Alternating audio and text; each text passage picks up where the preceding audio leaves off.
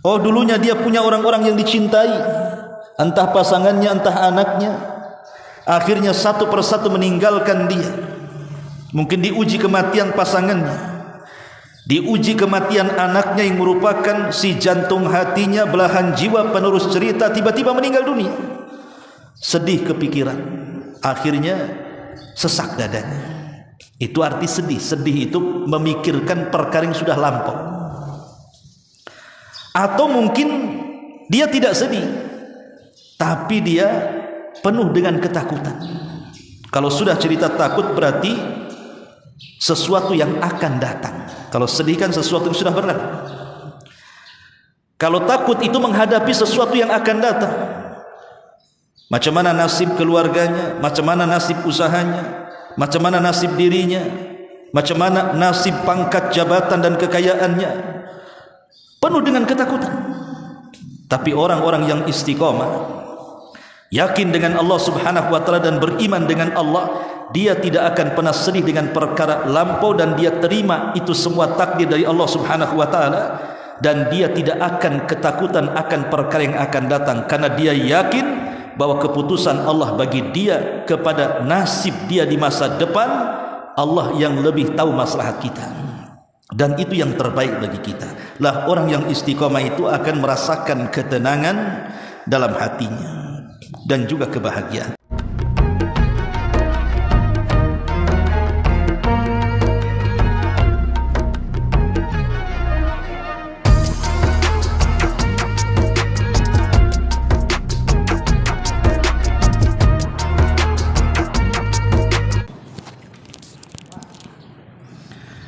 Bismillahirrahmanirrahim.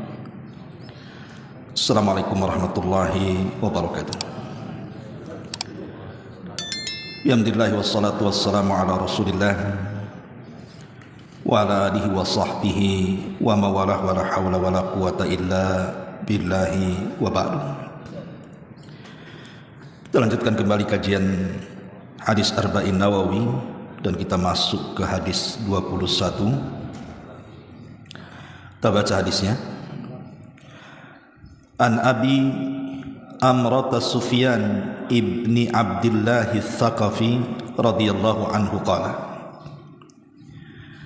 qultu ya Rasulullah, qul li fil islami qawlan la as'alu anhu ahadan ghairaka. Aku bertanya kepada Nabi sallallahu alaihi wasallam dari Abu Amr Sufyan ibn Abdullah Al-Tsaqafi ini, wahai Rasulullah, katakan kepadaku perkataan tentang Islam yang aku tidak akan bertanya kepada selain engkau. Qala, maka Rasul bersabda, qul amantu billahi thumma istaqim. Katakanlah, aku beriman kepada Allah subhanahu wa ta'ala, kemudian istiqomahlah di situ.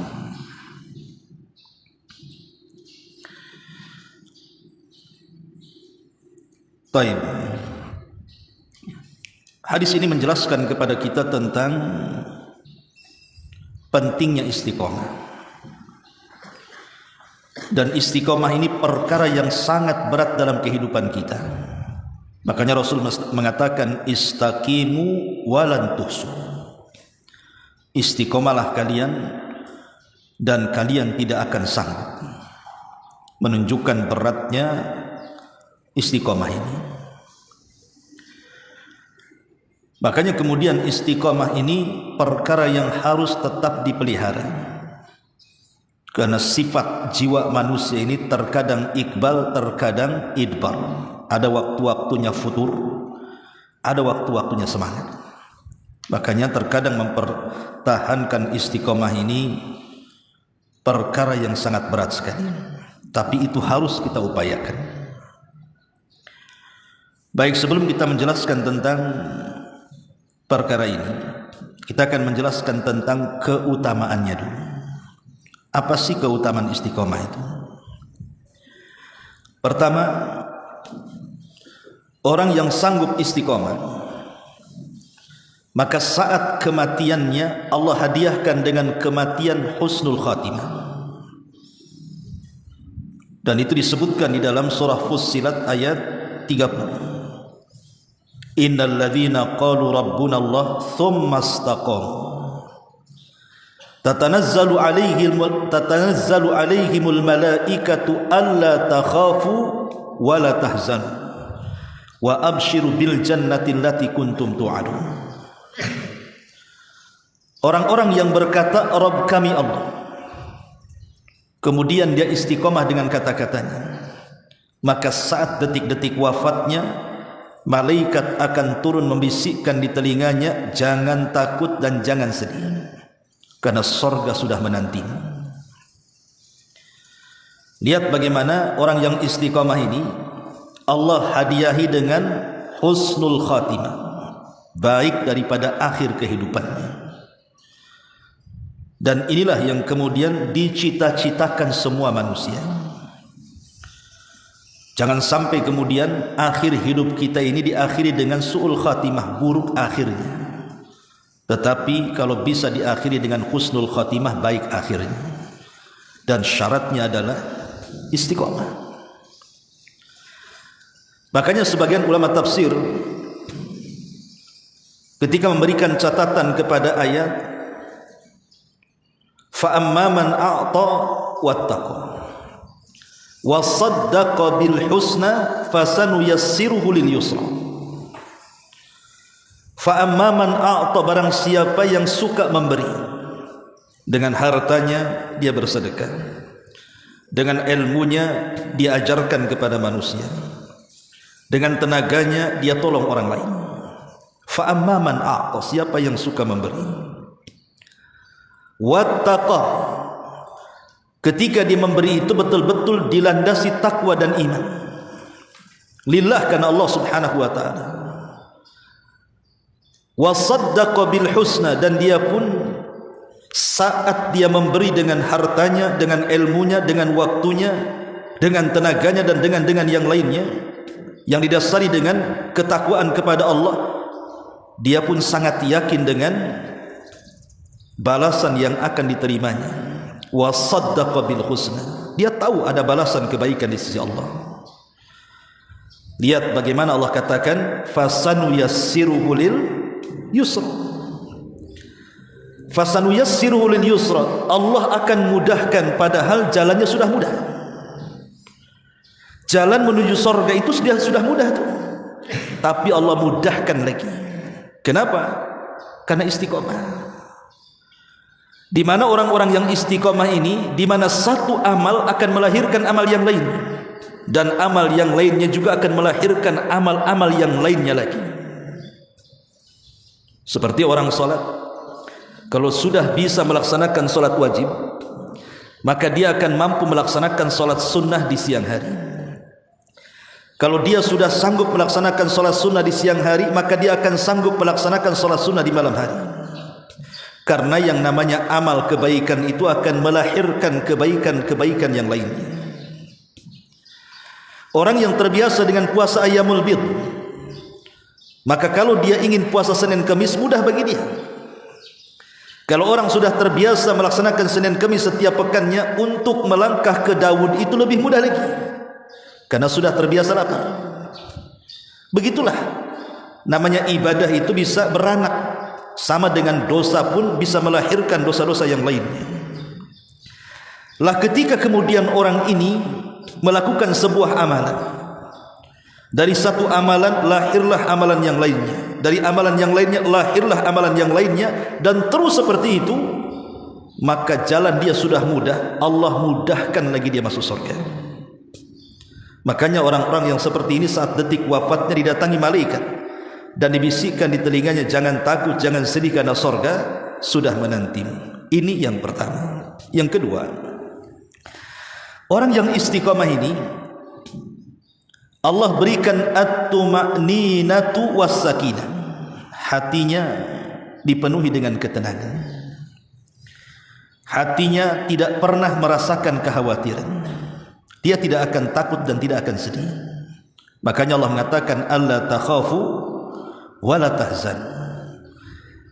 Alla takhafu, jangan takut, takut akan perkara yang akan datang. Wala tahzanu, jangan sedih. Sedih dari perkara yang sudah berlalu dalam kehidupannya. Orang yang istiqomah tidak akan terpengaruh dengan perkara yang lalu, dan tidak mungkin stres dengan perkara yang akan datang, karena dia punya Allah subhanahu wa ta'ala. Terkadang kenapa orang sesak dadanya itu karena sedih. Kenapa sedih? Karena mikir perkara-perkara yang sudah lewat. Mungkin dulunya dia seorang pejabat, tiba-tiba turun dari jabatan jadi purna tugas sehingga tidak menjadi pejabat lagi. Sedih dia. Terpikir dulu waktu jadi pejabat enak, tinggal tunjuk hidung saja. Sekarang dia pula yang ditunjuk hidungnya. Oh, dulunya mantan orang kaya, dihormati orang, tiba-tiba jatuh miskin. Entah karena mungkin sebuah musibah, kebanjiran, tsunami, puting beliung yang kemudian menghabiskan kekayaannya. Teringat dulu pernah kaya, sekarang miskin, sedih dia. Oh, dulunya dia punya orang-orang yang dicintai, entah pasangannya, entah anaknya, akhirnya satu persatu meninggalkan dia. Mungkin diuji kematian pasangannya, diuji kematian anaknya yang merupakan si jantung hatinya, belahan jiwa, penerus cerita, tiba-tiba meninggal dunia. Sedih kepikiran, akhirnya sesak dadanya. Itu arti sedih. Sedih itu memikirkan perkara yang sudah lampau. Atau mungkin dia tidak sedih, tapi dia penuh dengan ketakutan. Kalau sudah cerita takut berarti sesuatu yang akan datang. Kalau sedih kan sesuatu yang sudah berlalu. Kalau takut itu menghadapi sesuatu yang akan datang. Macam mana nasib keluarganya, macam mana nasib usahanya, macam mana nasib dirinya, macam mana nasib pangkat jabatan dan kekayaannya. Penuh dengan ketakutan.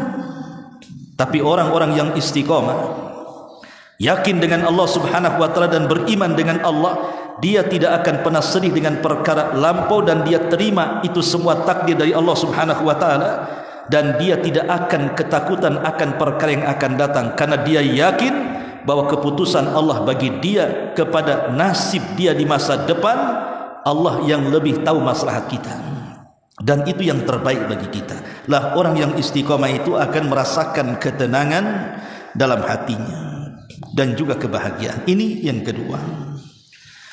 Kemudian yang ketiga, al-busyra bil jannah, dihabar gembirakan dengan sorga. Sebagaimana ayat surah Fussilat tadi, wa abshiru bil jannati allati kuntum tu'adun. Allah sudah sediakan bagi yang istiqomah ini sorga yang sudah dijanjikan kepada kalian. Kemudian juga orang yang istiqomah ini al-insyirahu fi sadri, lapang dadanya, tidak sempit dadanya. Dan lapang dada itu bagian daripada kebahagiaan, karena bahagia itu bersumber dari dada. Kalau dada lapang, maka semua jadi lapang. Kalau dada sempit, maka semua jadi rungsek bahasanya. Antum saja kalau ada masalah dengan kawannya, masalah dengan orang tuanya, sempit rasanya dada itu, stres jadi bawaannya. Ya. Tapi kalau lagi senang dengan kawannya, senang dengan orang tuanya, senang dengan orang-orang dicintainya, lapang dadanya, enggak kepikiran apapun, bahagia hidupnya. Lah, itulah orang yang istiqamah. Di mana Allah mengatakan, man amila salihan min dzakarin aw untha wa huwa mu'minun falanuhyiyannahu hayatan thayyibatan walanajziyannahum bi ahsani ma kanu ya'malun. Siapapun yang beramal saleh dan dia istiqamah, baik dari laki-laki dan perempuan, dan dia senantiasa beriman, maka kami akan berikan penghidupan yang baik, dan kami akan balas dengan balasan yang jauh lebih baik terhadap apa yang mereka lakukan. Ini yang keempat, lapang dada. Ya. Ma'asyiral muslimin yang muliakan Allah subhanahu wa ta'ala, ikhwatu fillah, a'azzani Allah wa iyyakum. Dan banyak keutamaan istiqomah ini. Tapi masalahnya, bagaimana caranya supaya kita ini tetap istiqomah? Pertama, al-ishtighalu bil ilmi syar'i, sibukkan dengan belajar ilmu agama. Karena hanya ilmu inilah yang menjadikan kita istiqomah. Coba lihat seperti antum para talabatul ilmi dengan orang-orang seusia antum di luar sana. Beda gaya hidupnya kan. Antum di sini bisa mempertahankan membaca Quran, bisa mempertahankan sholat, bisa mempertahankan belajar ilmu agama. Tapi orang yang seusia antum di luar itu, ngapain mereka coba? Nongkrong di atas jok-jok motor, trek-trekan ke sana kemari. Sebagian mereka ngelem, tahu ngelem antum? Teler kan gitu. Sebagian mereka kemudian tidur saja kerjanya, main saja kerjanya. Karena tidak ada yang membimbing mereka. Makanya thalabul ilmi ini bagian daripada sarana kita bisa istiqomah dalam ibadah. Yang kedua, sarana istiqamah adalah fi'lut ta'ah wal ijtihadu fiha wa mujahadatu nafsi 'alaiha. Terus menerus di atas ketaatan, bersungguh-sungguh ketika melakukan ketaatan dan lawan jiwa ataupun melawan nafsu yang hendak merusak ketaatan. Tetap di atas ketaatan, bersungguh-sungguh ketika melaksanakan ketaatan, kemudian melawan jiwa yang akan merusak ketaatan. Orang yang terus-menerus di atas ketaatan, maka Allah Subhanahu wa taala lama-lama akan mencintai kita. Wa ma taqarraba ilayya 'abdi bi syai'in ahab ilayya mimma aftaradtuhu 'alaihi wa ma yazalu 'abdi yataqarrabu bin nawafil hatta uhibbahu fa idza ahbabtuhu kuntu sam'ahu alladhi yasma'u bi wa basarahu alladhi yubsiru bi wa yadahu allati yabtishu biha wa rijlahu allati yamshi biha wa in sa'alani la'u'tiyannah wa la in ista'adhani la'u'idhannah. Dalam hadis qudsi, apa kata Allah? Tidaklah seorang hamba mendekatkan kepadaku dengan sesuatu yang aku cintai melebihi dia melaksanakan kewajiban-kewajiban yang aku wajibkan kepadanya. Tapi ketika kemudian seorang hamba itu menambah dalam rangka mendekatkan diriku dengan perkara-perkara sunnah, maka aku akan lebih lagi mencintainya. Jadi dia di satu sisi melaksanakan kewajiban yang merupakan sesuatu yang Allah sukai dan Allah cintai, ditambah dengan yang sunnah, makin lagi Allah suka.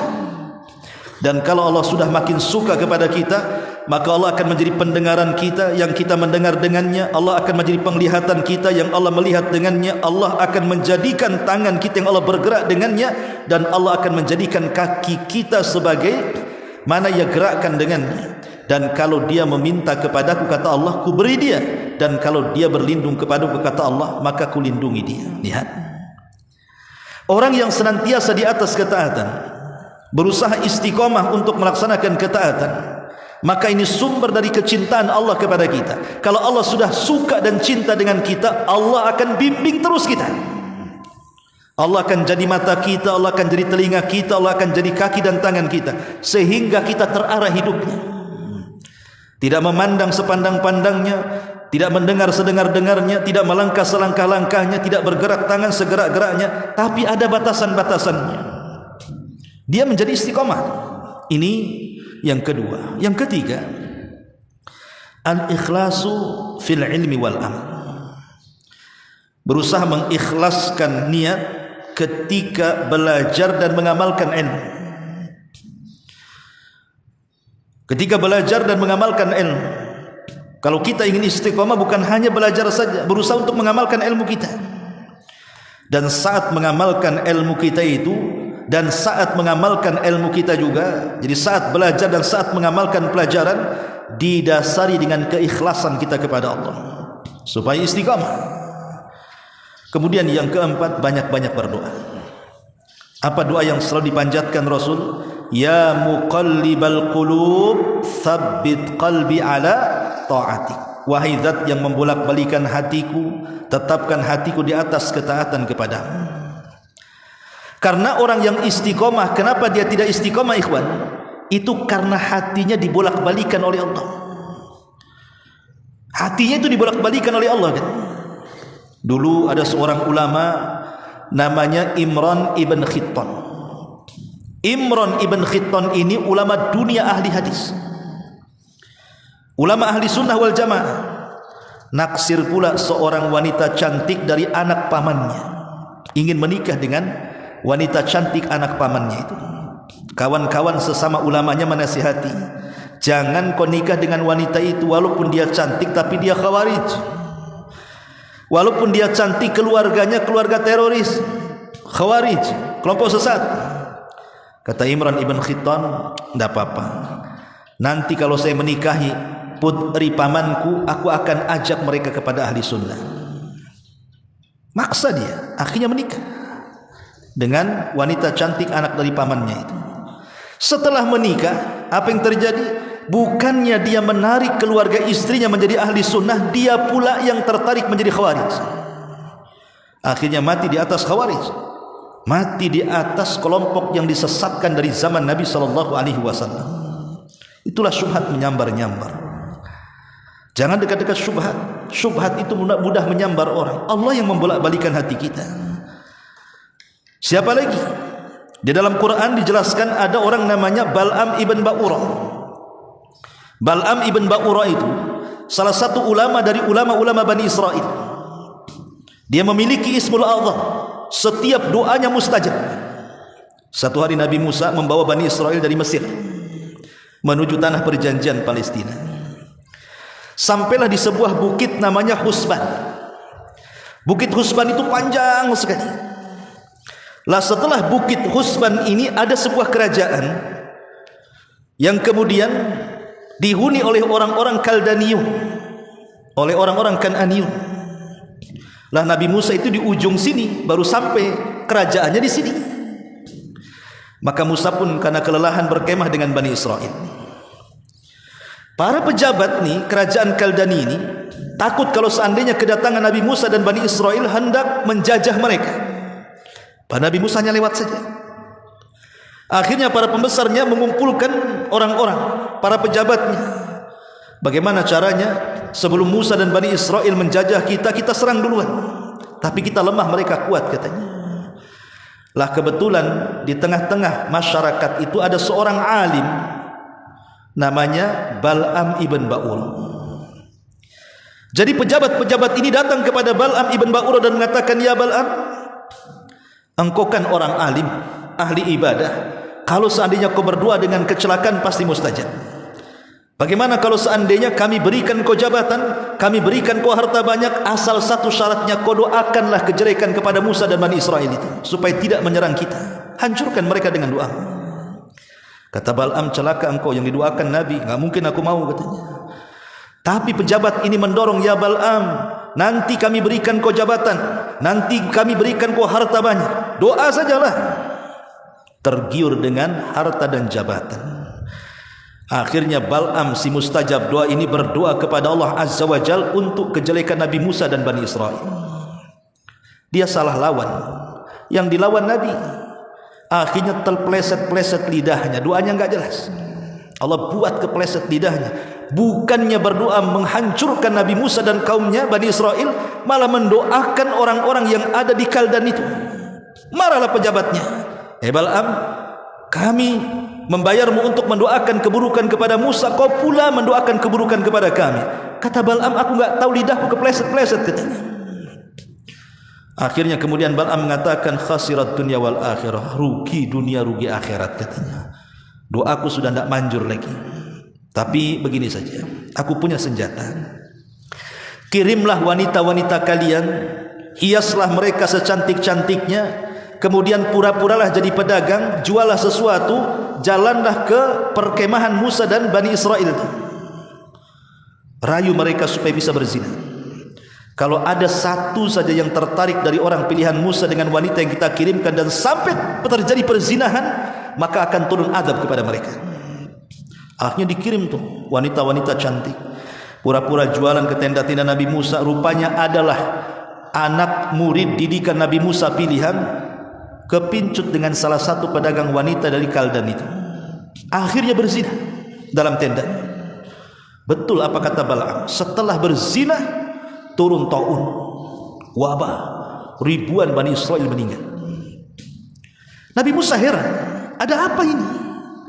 Maka Musa memerintahkan yang lain, apa penyebabnya, cari katanya. Rupanya ada yang melaporkan bahwa penyebabnya karena ada satu orang pilihan Nabi Musa berzina. Maka Musa mengatakan, cari dia. Maka dicarilah kemudian dan berhasil ketemu oleh salah seorang pilihan Nabi Musa yang istiqamah. Ketika melihat sedang berzinah di tendanya, ditusuk oleh tombak dari punggung dia, melesat sampai ke perutnya, menembus perut si wanitanya sampai ke punggung belakangnya. Orang disate. Karena dia kuat, diangkat, kemudian diarahkan ke langit dan mengatakan, ya Rabb, beginilah caranya menghukum orang-orang yang bermaksiat kepadamu. Setelah terbunuh orang ini, maka Allah angkat lagi taunnya. Ketika Bal'am mengetahui, maka dia makin kemudian tidak sadarkan diri, bukannya bertobat malah menjadi-jadi. Maka Musa menyerangnya, Bal'am pun dibunuhnya. Dari sini turun ayat Al-Quran menggambarkan tentang kisah Bal'am bin Ba'ur itu. Wajlu alaihim naba'al ladzina atainahu ayatina fansalakha minha fa'atba'ahu syaitan fakana minal ghawin. Walau syi'na la rafa'nahu walakin akhlada 'alal ard famathaluhu kamathalil kalbi. Kata Allah Subhanahu wa taala, bacakan kepada mereka seorang laki-laki yang kami berikan tanda-tanda kuasa kami. Maksudnya Bal'am bin Ba'ur. Ya. Fansalah. Insalah itu artinya ular yang melepas kulitnya. Ini orang ini seperti ular melepas kulitnya.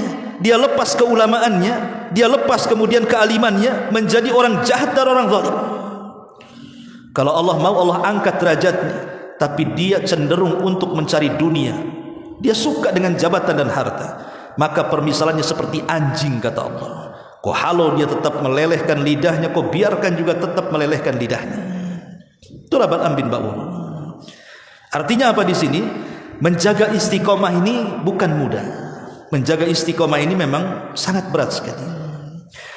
Makanya tetap berdoa kepada Allah agar kita ini jangan dibolak-balikan hati kita. Kemudian apa lagi menjaga istiqomah? Al-iktsar min qiraatil Quran. Perbanyak baca Quran, karena Quran itulah yang membuat kita istiqomah. Tak lupa juga yang nomor 5, as-suhbatus salihah. Cari teman yang baik. Teman yang baik itu akan membuat kita istiqomah. Lihat Abu Talib, paman Nabi SAW saat detik-detik sakaratul maut. Nabi menghendaki ke pamannya yang selama ini sudah membesarkan dia dari usia 10 tahun, dari usia 8 tahun sampai menikah, sampai diangkat jadi Nabi. Abu Talib seolah-olah sudah dijadikan ayah angkat bagi Nabi SAW, tapi masih belum tertarik dengan Islam. Sampai pada waktunya Abu Talib pun kemudian sakit-sakitan yang mengakibatkan sakitnya mengakhiri hidupnya. Saat detik-detik sakaratul maut, Rasul berada di samping Abu Talib dan mengatakan, ya ammi qul la ilaha illallah. Wahai pamanku, bacalah la ilaha illallah. Kalimatun uhajju bika indallah. Dengan kalimat itu aku akan berhujjah dengan Allah. Allah akan selamatkan kamu. Tapi Abu Talib tidak mau juga mengucapkan kalimat itu, malah melirik Abu Jahal yang ada di sampingnya, melirik Umayyah yang ada di sampingnya, melirik Sa'id yang ada di sampingnya, Musayyib yang ada di sampingnya, tokoh-tokoh Quraisy itu. Ketika Rasul mengatakan kepada Abu Talib, katakan wahai pamanku la ilaha illallah, Abu Jahal si Fir'aun pula mengatakan, atarghabu an millati Abdul Muttalib. Hei Abu Talib, apakah kau akan mengucapkan kalimat itu dan membenci agama nenek moyangmu Abdul Muttalib? Akhirnya Abu Talib pun terus memandang teman-temannya dan tidak pernah memandang Rasul dan mengatakan, aku tetap berada di atas agama kalian sampai dia mati. Sepakat ahli sunnah Abu Talib mati kafir, kecuali Syiah yang mengatakan Abu Talib muslim. Tapi di sini menunjukkan apa? Kata ulama mengatakan dari kisah Abu Talib, kenapa Abu Talib sampai mati su'ul khatimah, tidak mau mengucapkan kalimat la ilaha illallah, padahal seluruh kehidupan Abu Talib betul-betul menyaksikan mukjizat yang sampai kepada Nabi. Dengan kedua matanya Abu Talib melihat mukjizat. Tapi hidayah milik Allah, bukan milik Nabi. Dia memilih agama teman-temannya. Lihat, akhirnya dia menolak hidayah dan memilih teman-temannya. Makanya kalau kita ingin istiqomah, cari teman-teman yang baik. Jangan cari teman-teman yang tidak baik. Kemudian juga apalagi yang bisa membuat kita istiqomah adalah jauhi kemaksiatan kepada Allah Subhanahu wa taala, karena maksiat ini yang membuat orang lemah sehingga sulit untuk istiqomah. Ma'asyiral muslimin, ikhwatu fiddin yang dimuliakan Allah Subhanahu wa taala. Kemudian juga apalagi jauhi menyibukkan diri dengan dunia dan mengalahkan dunia kepada akhiratnya. Orang yang tidak istiqomah itu karena sibuk dengan dunia, ikhwan. Ya, dunia ini mencakup sibuk dengan mengumpul-ngumpulkan kekayaan, sibuk dengan mengejar-ngejar jabatan, sibuk dengan mengejar-ngejar kecantikan, atau dengan bahasa lain wanita, tahta dan harta. Maka orang yang kemudian terus mengejar tiga perkara ini, mengejar kecantikan wanita, mengejar kekayaan harta, mengejar ketinggian jabatan dan pangkat, pasti tidak akan istiqomah. Nggak akan istiqomah orang yang seperti ini.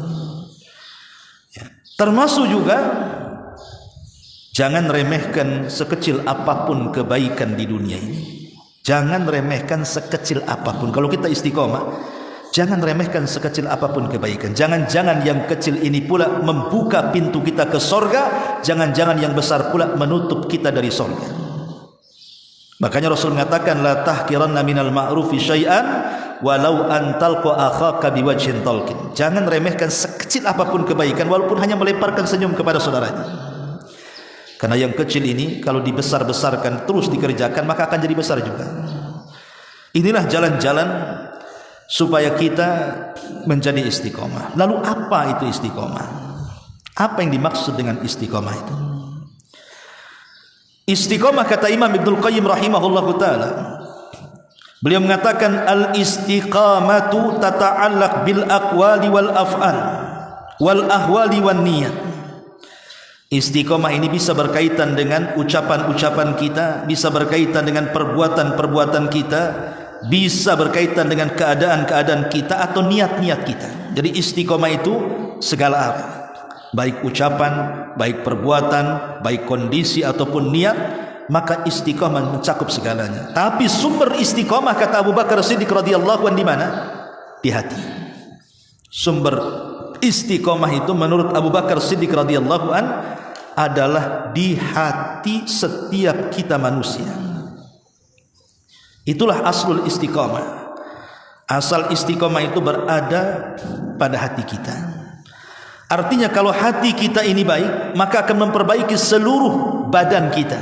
Kalau hati kita rusak, maka akan merusak semua badan kita. Itulah isyarat hadis Nabi SAW, ala wa inna fil jasadi mudghah, idza saluha saluhal jasadu kullu, wa idza fasadat fasadal jasadu kullu, ala wahyal qalbu.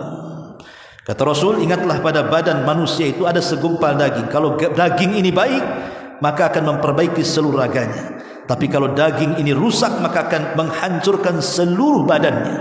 Apa itu? Hati. Jadi letak istiqomah itu di hati. Makanya tata hati dengan baik. Tata hati dengan baik, jangan sampai hati ini menjadi rusak dengan segala penyakit-penyakit yang akan merongrong hati. Tapi teruslah perbaiki hati kita dengan keikhlasannya, dengan rasa takutnya kepada Allah, dengan tawakalnya kepada Allah, dengan harapan kita kepada Allah, dan dari seluruh amalan-amalan hati yang bisa menggerakkan keistiqomahan lisan kita dan badan kita. Wallahu a'lam bishawab. Ini diantara hadis yang kita baca dari hadis 21. Wallahu a'lam bishawab. Subhanaka wa bihamdika asyhadu an la ilaha illa anta astaghfiruka wa atubu ilaik. Allahu ta'ala. Assalamualaikum warahmatullahi wabarakatuh.